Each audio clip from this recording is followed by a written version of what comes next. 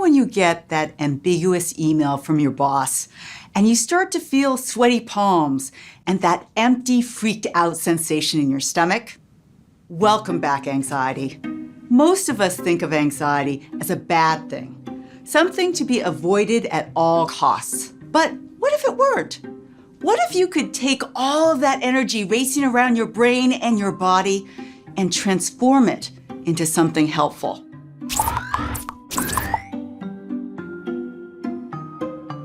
Global anxiety levels, both the clinical kind and what I call the everyday kind, have increased tremendously in recent years. And many of us are noticing this at work. We might think of anxiety as something that we'd rather just leave on the side of the road if we could.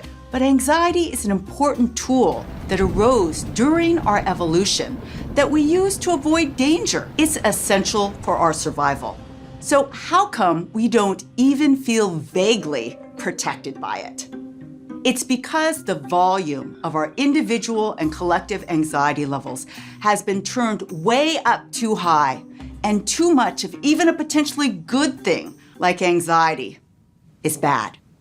So I would like to share two powerful science-based tools for turning down the volume on our anxiety and helping us get anxiety back to its helpful, protective state.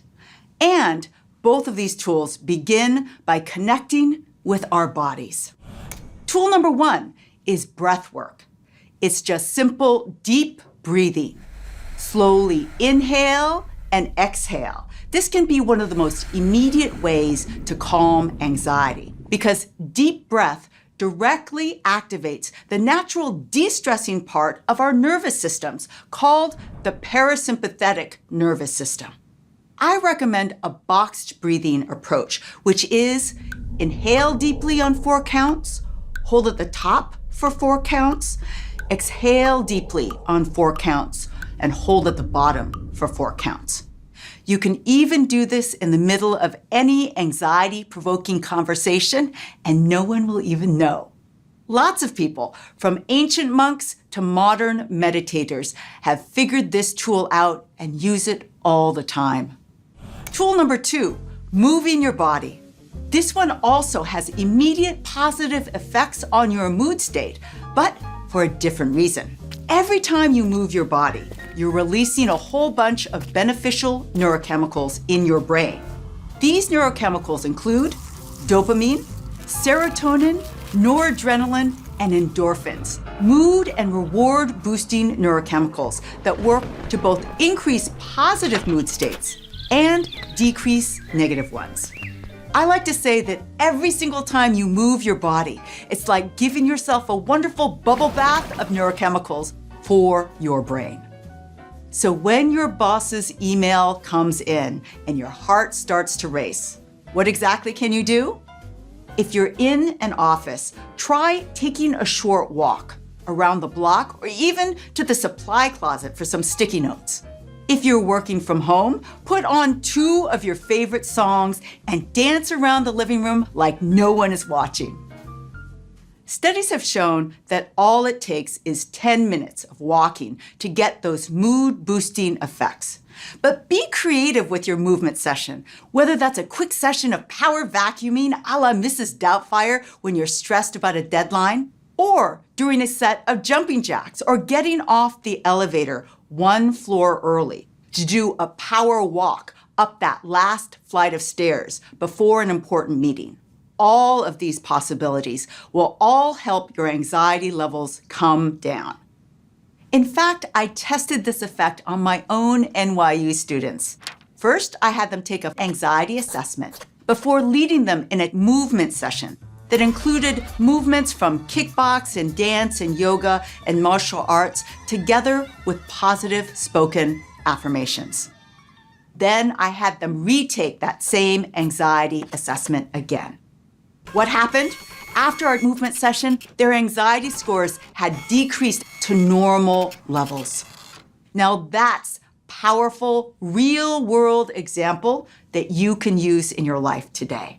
So make sure to incorporate these bursts of activity in your day and try one out next time you're feeling stress. It can really make your anxiety feel less all-consuming. Once you connect with your body and turn the volume down on your anxiety, two important things will happen. First, when that email comes in, you'll be in a better position to evaluate what about it makes you anxious. Is it that you've taken on too much? Or that you feel insecure about a particular skill set?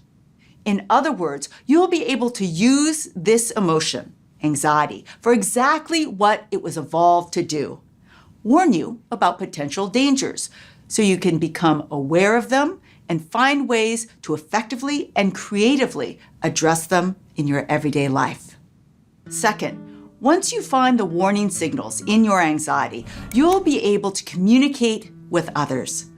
You might seek out advice from a trusted colleague when that difficult issue arises, or you might even have a conversation with your boss about how to prioritize projects.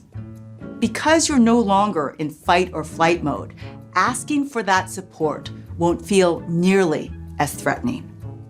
And one of the best gifts of approaching your anxiety in this way is that you will be able to notice those telltale signs of anxiety in everyone else around you, especially those forms of anxiety you're most familiar with. And what will that do? That will allow you to give that person a smile or a kind word to help them through that moment. In other words, your own form of anxiety can boost your personal superpower of empathy.